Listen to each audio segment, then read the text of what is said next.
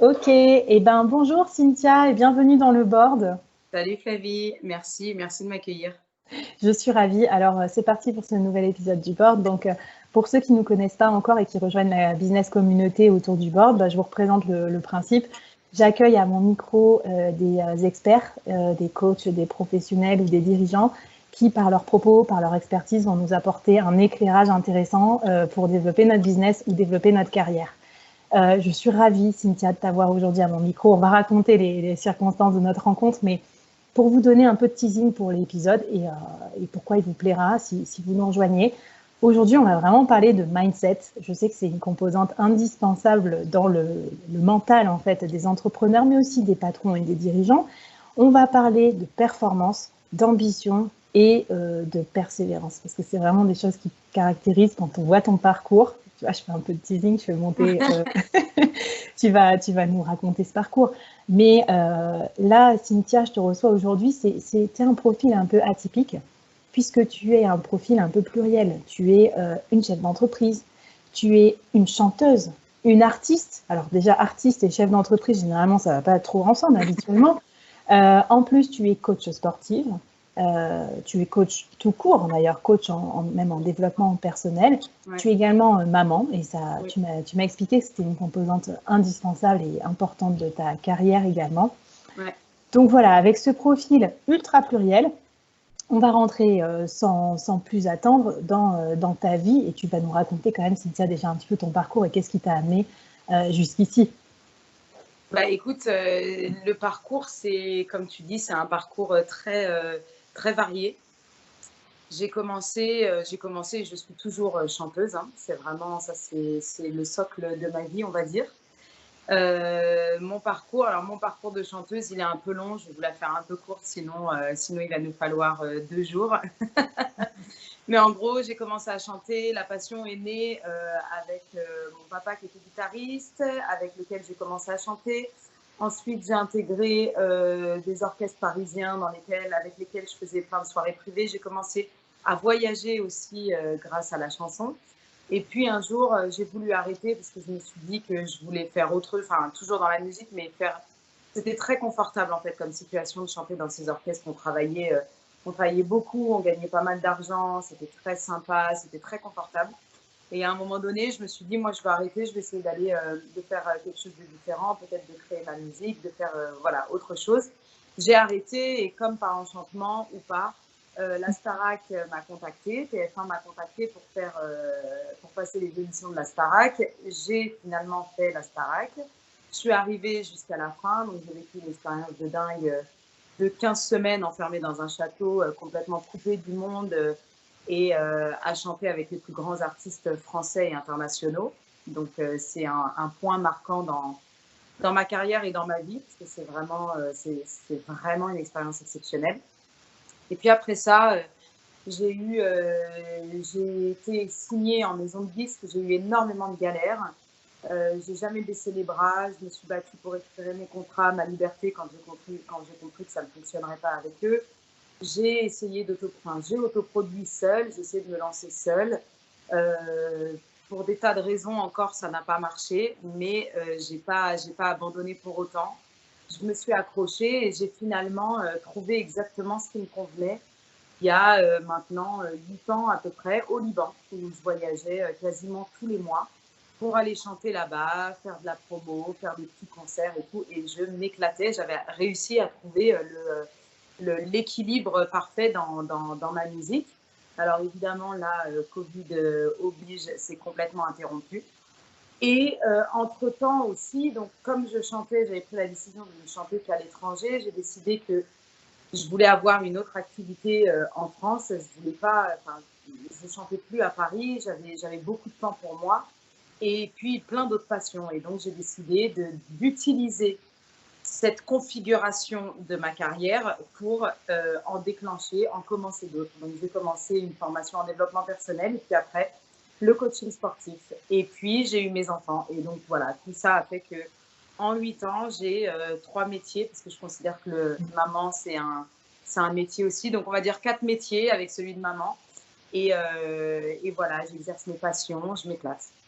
Alors, c'est trop bien. Alors, c'est vrai que c'est à la mode, on voit pas mal les mots slasher, par exemple, sur les réseaux sociaux, des gens qui vont cultiver plusieurs activités. Moi, j'aime pas trop le slasher parce que ça fait un slash entre les activités. Moi, je pense qu'au contraire, des profils comme le tien, on voit bien qu'il y a une continuité. Ouais. Super intéressant. Alors, toi qui as eu déjà une super carrière, tu as quand même réussi toujours à t'aventurer dans des domaines que tu connaissais pas, Ouais. hein, qui étaient hyper concurrentiels et pas forcément spontanément ton domaine d'activité privilégié. Comment on fait pour se lancer en dehors de sa zone de confort comme tu le fais? Alors en fait, moi j'ai suivi une espèce de processus que j'avais mis en place, c'est-à-dire que au moment où je me suis dit: «OK, je veux faire aussi autre chose que de la musique, mais quoi faire?» Parce qu'il y a ce moment-là où tu as fait que ça dans ta vie et tu te dis: «Waouh, mais je sais rien faire d'autre en fait. Quelles sont mes compétences? Quelles sont mes véritables envies?» Et donc bah, là, c'était un bout de papier, un crayon et tous les jours j'écrivais, des choses nouvelles. Donc ce que j'aime, ce que j'ai aimé dans ma journée, il a fallu aller chercher loin en fait parce que c'était pas du tout évident au début. Et puis j'avais aussi noté, les, les points que je voulais dans ce nouveau métier. Donc, par exemple, comme je voyageais beaucoup avec la musique, je voulais plus voyager avec un nouveau métier, Mmh. et que ce soit à Paris. Je voulais que ça me prenne, que ce soit pas une occupation de 20, où ça te coupe l'esprit 24 heures sur 24. Je voulais des horaires, je voulais que ce soit, je voulais être le moins possible disponible dans l'espace, en fait. Tu vois, Mmh. quelque chose, je voulais quelque chose qui se passe à la maison, ça me plaisait beaucoup, ou avec peu de déplacements, tu vois. Ok. Et puis j'ai fait un tableau, en fait. Alors, pas de tableau Excel parce que je suis archi nulle. Moi, je suis de la vieille école où je prends un carnet, je note tout et voilà. Et au final, je me suis retrouvée avec donc travailler à Paris, peu de déplacements, aider les autres. Euh, alors, parce que très rapidement, en fait, j'avais eu envie d'intégrer des ONG, mais le fait de ne pas Mmh. pouvoir voyager, je ne Mmh. pouvais pas. Oui, tu le fais plutôt dans ta vie privée. Ouais, ouais, On parlera de ton Instagram après, mais ouais. Et puis, et du coup, j'ai commencé à faire quelques recherches sur Internet parce qu'à l'époque, donc c'était en 2012, hein, donc ouais, c'était il y a 8 ans. Donc, le développement personnel, c'était pas si connu que ça. mmh, On touchait un peu du doigt. Et ouais. alors, les formations en développement personnel, il y en avait encore très peu. Et j'ai fini par trouver, par me renseigner un peu sur ce métier. Et en 48 heures, j'ai dit, mais c'est exactement ça que je veux faire, en fait.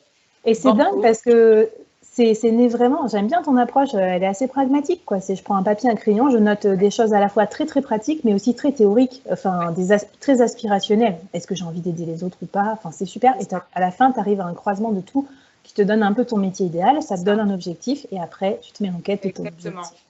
En fait, j'ai un peu travaillé par élimination, tu vois, comme je te dis, je voulais faire, il y avait de la psychologie qui m'intéressait vachement, mais fallait retourner à l'école, fallait faire des études, ah, Mm. bah, c'était mort. Travailler en ONG, travailler à l'étranger. Bon, voilà, j'ai un peu aussi après procédé par élimination parce que, en fait, j'avais envie de faire plein de choses en même temps, tu vois.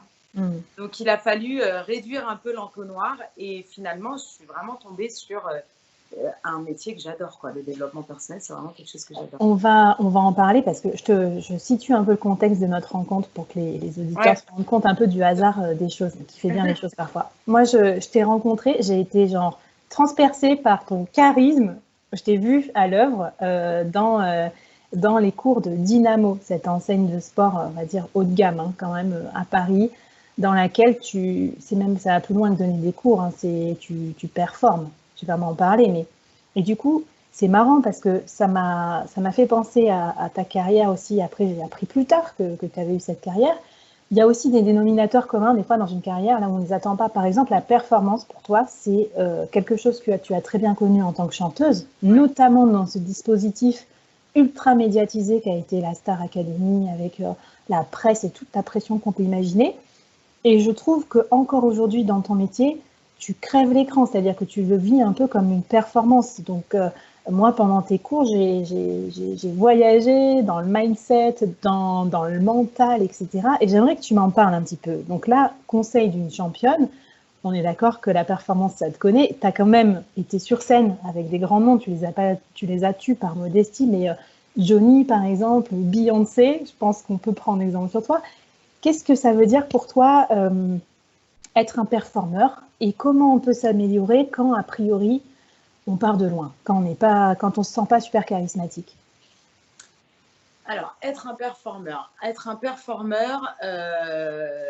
Moi, je mets ça tout de suite en corrélation avec la scène. Alors là, dans le milieu de l'entreprise, ce serait peut-être pas scène, mais ce serait devant donc un auditoire, une audience.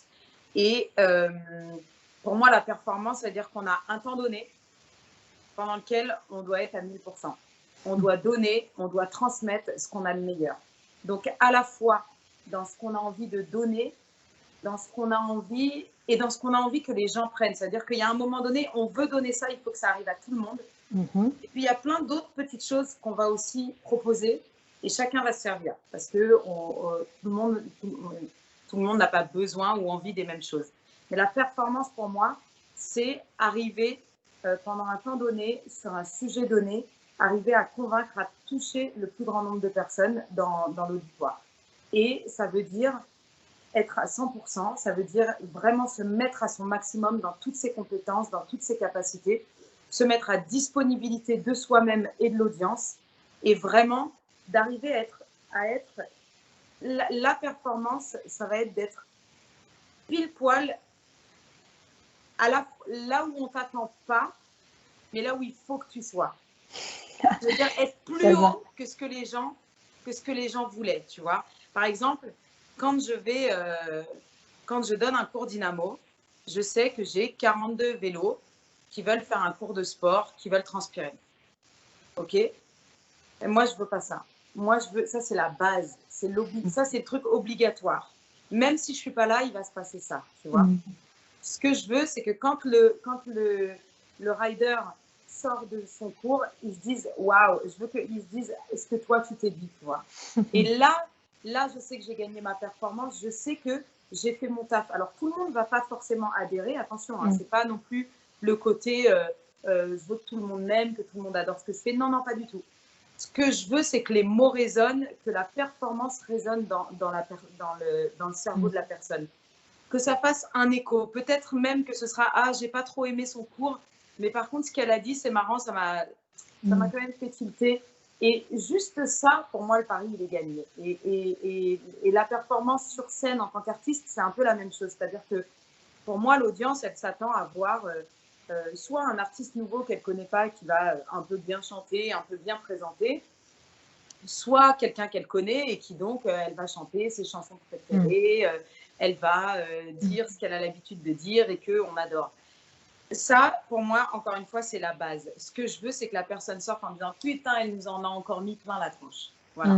Et pour moi, la performance, c'est ça. C'est donner encore plus que ce que la personne attend, en fait. Waouh, moi, je trouve que ça rentre vachement en résonance avec le monde du business, hein, parce que donc toi, tu accompagnes aussi des dirigeants, on en parlera tout à l'heure, mais je trouve que quand on est un leader et qu'on doit mobiliser les autres vers une vision, c'est indispensable d'être évidemment exemplaire, c'est la base, mais d'aller plus loin, hein, d'être vraiment d'incarner sa vision. Est-ce que tu as des tips peut-être qui viennent de la scène, des choses un peu pratiques qu'on pourrait utiliser? Imagine un manager qui va par exemple s'exprimer devant 1000 personnes pour présenter la stratégie, ou quelqu'un qui va devoir expliquer une crise sans précédent que vit son entreprise. Je ne sais pas, des moments un peu stressants. Quand on n'est pas une bête de scène, qu'est-ce que tu conseillerais aux personnes pour se préparer à dépasser les attentes de leur audience? Alors déjà, la première chose, c'est justement la préparation. C'est vraiment se préparer, vraiment le faire en amont avec, encore une fois, la page blanche, le stylo et voir tout ce qu'on veut absolument dire. Alors d'abord, dans le milieu de l'entreprise, il va y avoir tout ce qu'il faut dire. Donc tous les points qui vont être importants concernant l'entreprise, la crise, le nouveau sujet, la nouvelle stratégie à expliquer. Vraiment, que ce soit bien clair, tous les points qu'il va falloir dire, les obligations. Ensuite, il y a tout ce qu'on veut dire.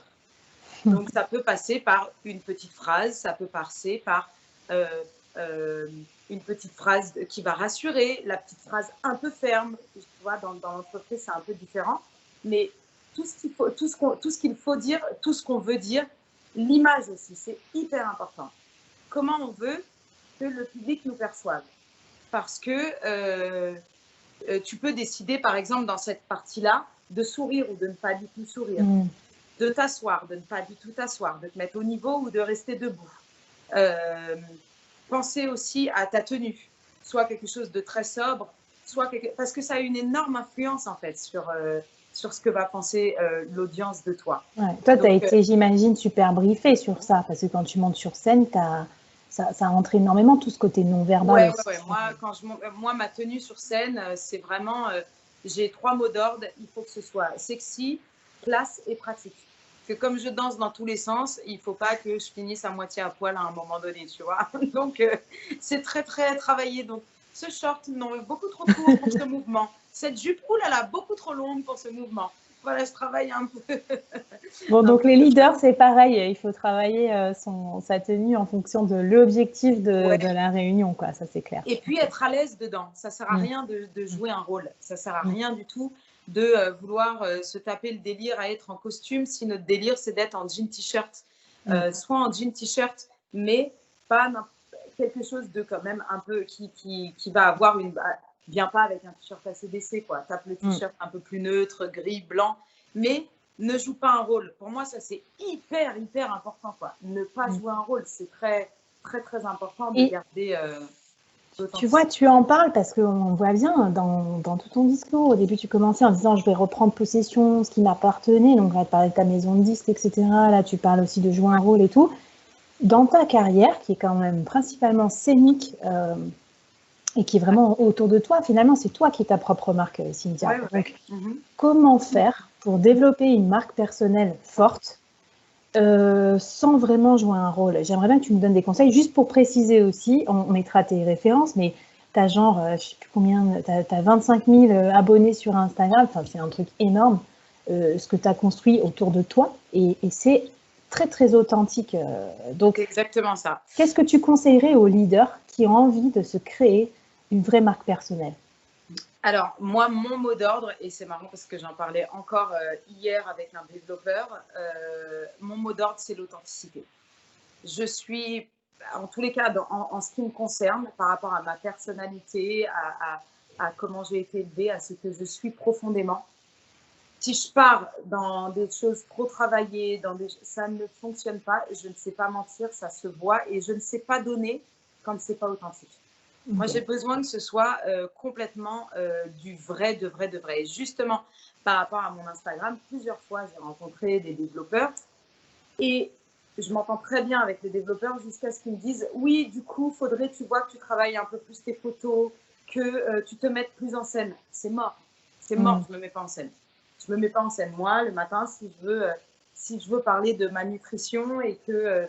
je ne peux pas faire la belle photo de la salade avec le truc, le machin, et moi à côté qui suis super jolie et un peu travail. Ça va, Cynthia, t'inquiète, t'as un bon foncier, t'as déjà des très très bonnes bases. Il y en a plein qui voudraient avoir les mêmes bases que toi. Donc c'est bien, c'est cool. Mais voilà, je pense que l'authenticité, quand tu es authentique, je pense que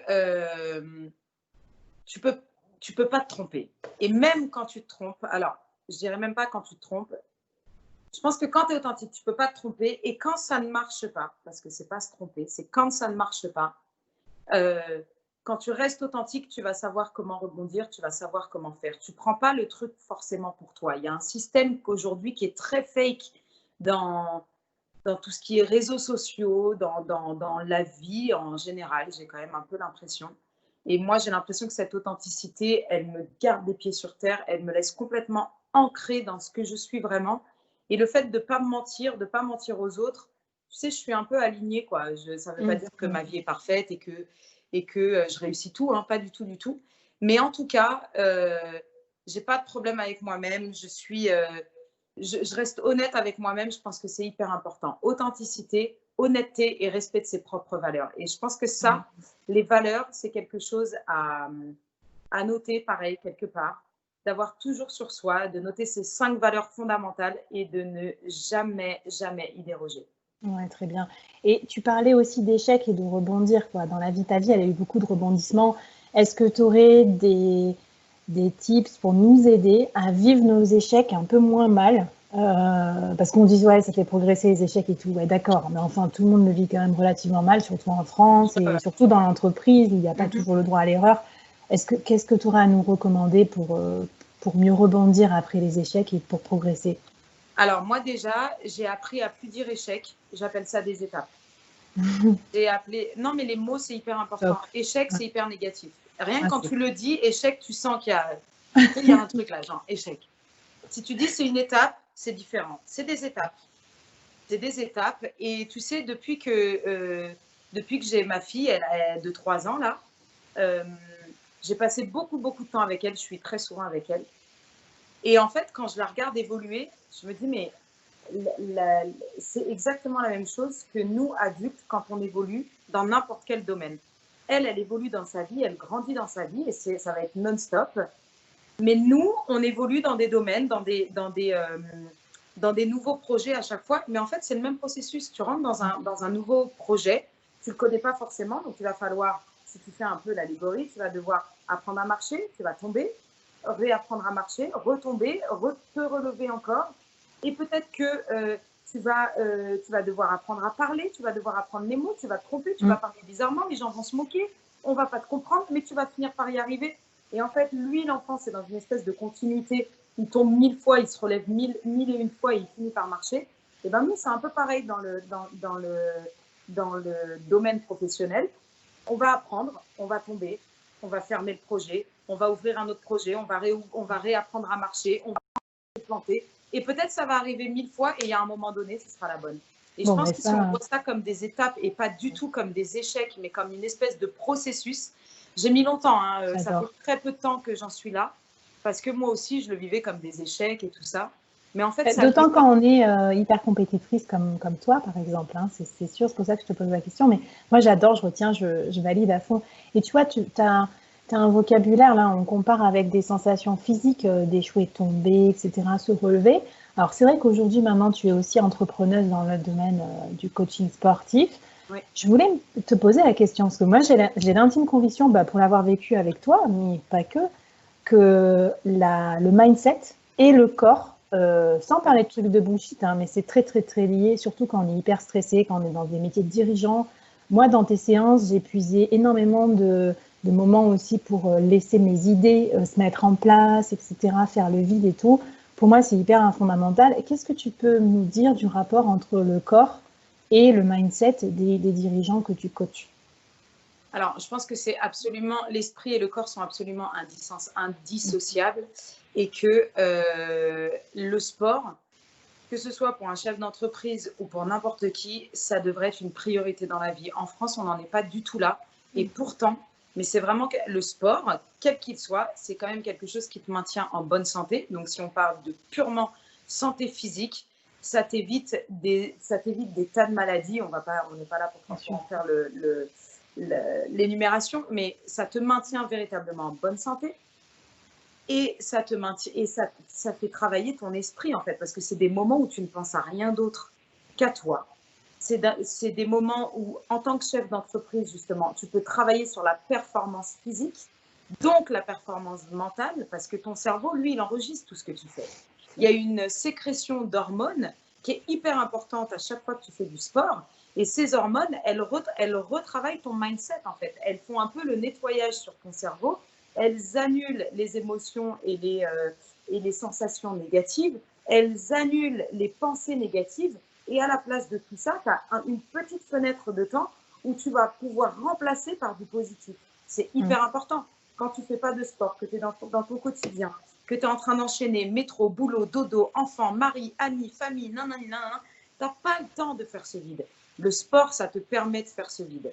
Et c'est indispensable. Et moi, je pense sincèrement que, au-delà du fait que tout le monde devrait faire du sport pour sa santé, les chefs d'entreprise, à plus forte raison, devraient faire au moins une demi-heure de sport par jour pour se libérer la tête. En fait, il y a des responsabilités de dingue sur les épaules des chefs d'entreprise. Le cerveau qui fuse à 1000 à l'heure. Et je pense qu'à un moment donné, il faut faire pause. Et le sport est extrêmement bon pour ça. Ouais, mais je pense vraiment que les chefs d'entreprise devraient faire du sport tout le temps. C'est top. Et puis je me disais aussi, tu vois, une astuce que j'avais vue, je sais plus où, mais ça peut être cool de le faire avec son équipe aussi. Moi, j'y ai pensé. Je me suis dit, j'emmène ma team chez Dynamo, on se marre un peu. Et puis, pour rebondir sur ce que moi j'ai vécu, je trouve que moi, je suis quelqu'un d'assez résilient. Je n'ai pas de problème à me tromper, machin, tout ça, ça va. Mais peut-être j'avais pas le mental pour vraiment être persévérant, tu vois. Et je trouve que tes exercices, ça fait mal, hein, mais ça m'a aidé à aller un peu plus au bout de moi-même, à sortir un peu de ma zone de confort. Donc c'est trop bien. Si on devait résumer, qu'est-ce que tu aurais envie de donner comme conseil aux dirigeants, aux wannabe dirigeants qui nous écoutent? Je pense qu'il faut jamais lâcher l'affaire. Persévérance, détermination, c'est vraiment les deux mots d'ordre les plus importants. Quand on a un projet, un rêve en lequel on croit, il faut vraiment jamais lâcher l'affaire. Et pas lâcher l'affaire, ça ne veut pas forcément dire s'accrocher même quand toutes les portes se ferment. Ça veut dire savoir se repositionner, se recentrer, peut-être justement grâce au sport, grâce à la méditation, grâce au développement personnel. Savoir à un moment, pas baisser les bras, mais dire stop, je respire, je me pose 2 secondes et toutes les portes sont fermées, mais il y en a forcément une d'ouverte. Et peut-être essayer d'aller chercher là. Et peut-être même que toutes ces portes fermées, elles t'amènent à regarder complètement dans une direction différente, mais c'est là que tu vas trouver la solution.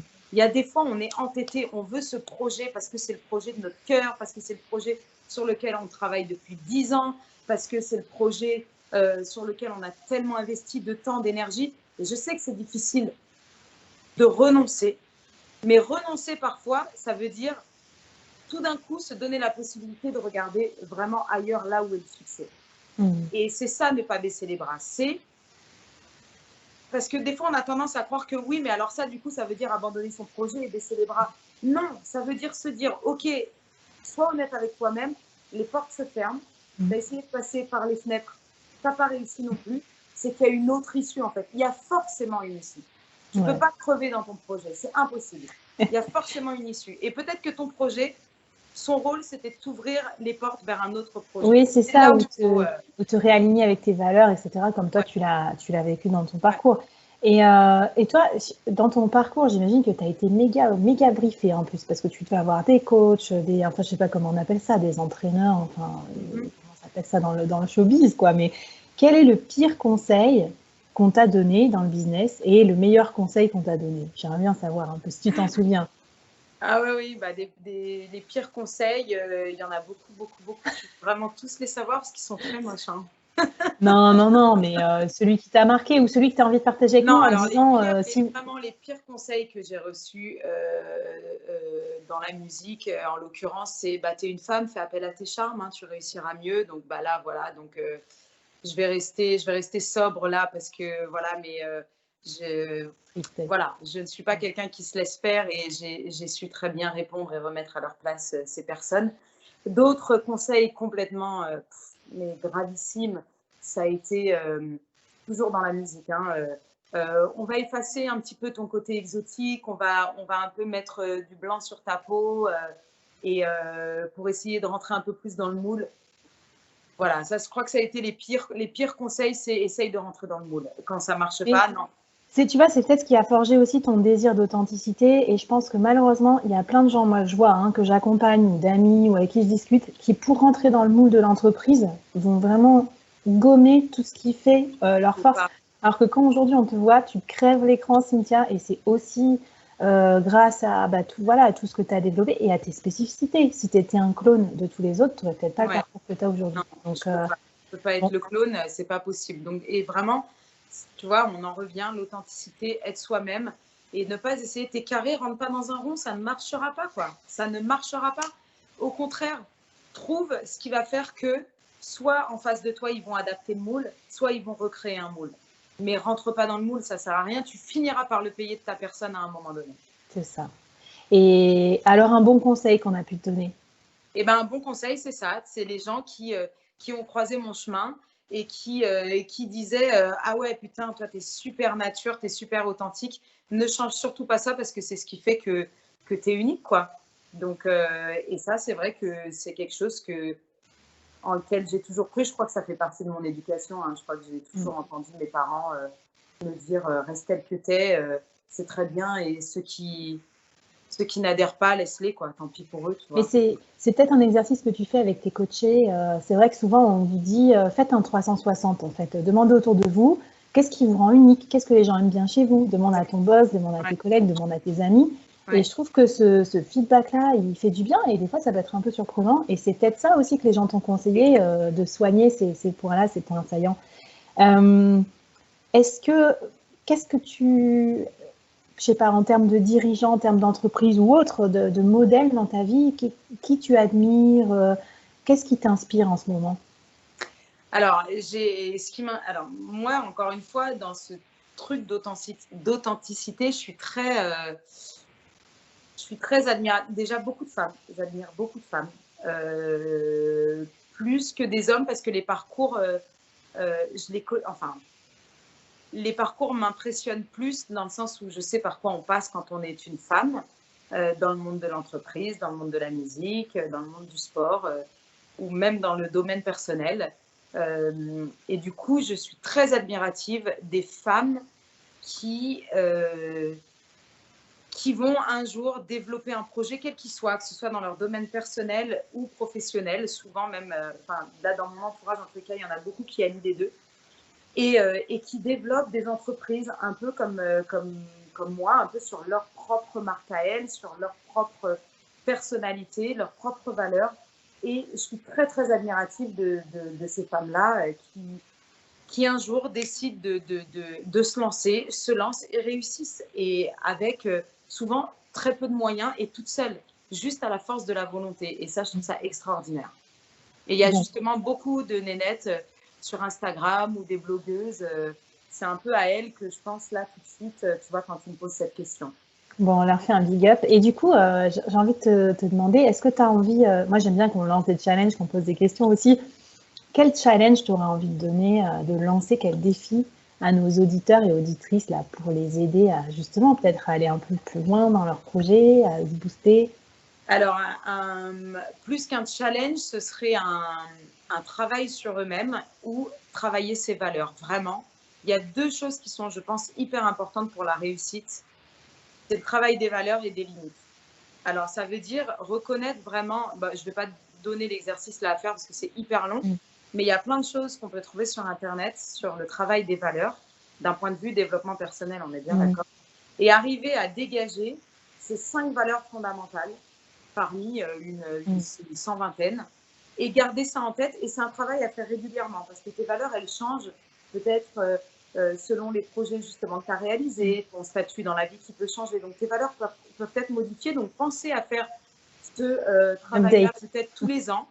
Et les limites, c'est-à-dire délimiter ses propres frontières. Je ne veux pas que les gens se permettent de me dire ça, je ne veux pas que les gens se permettent de me faire ça.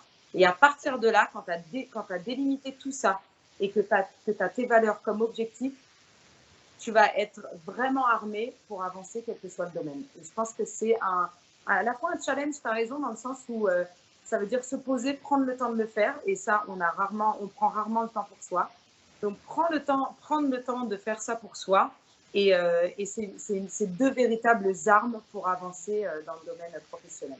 Bon, ben voilà, à nos auditeurs, à leur avis, si vous nous écoutez en faisant du sport et tout, à la fin de ce podcast, vous posez, vous prenez votre petit cahier, votre exercice, on vous mettra dans la description des inspirations. Et puis sinon, on t'appelle aussi, Cynthia, hein, comme ça, tu oui, carrément, du coaching sportif, mindset, tout, quoi. Voilà. Et on arrive déjà à la fin, là, ça va vite parce qu'on parle, mais voilà. Qu'est-ce qui te... Enfin, quand les gens parlent de toi, qu'est-ce qu'ils disent? Ou est-ce que tu as un mantra professionnel, une devise qui te caractérise, Cynthia? Alors ça, je sais pas. Je sais pas ce que les gens pensent de moi. Je pose rarement la question. Je ne sais pas trop, mais moi, ce que je me dis toujours, il y a deux choses. C'est la première, on peut toujours plus que ce qu'on pense. Ça, c'est vraiment quelque chose que je me répète très régulièrement, que je répète très souvent dans mes cours Dynamo. Et la deuxième chose, c'est que, et je le crois vraiment, c'est que rien n'est impossible. Ouais. Wow. Attends, je laisse un petit silence là, un peu inspirationnel après ça, parce que c'est hyper fort. Mais je suis trop motivée. J'ai trop envie de faire plein de trucs. Il faut vite que je raccroche, qu'on boucle ce podcast, parce que là, tu m'as trop boosté. Franchement, Cynthia, je voulais te dire merci encore pour voilà, tous ces moments où justement tu as délivré, peut-être encore plus délivré que ce qu'on attendait, et qui, moi, m'ont été d'une grande inspiration. Et j'espère que ces messages aussi d'inspiration et tout, ça pourra plaire et donner des idées à nos auditeurs.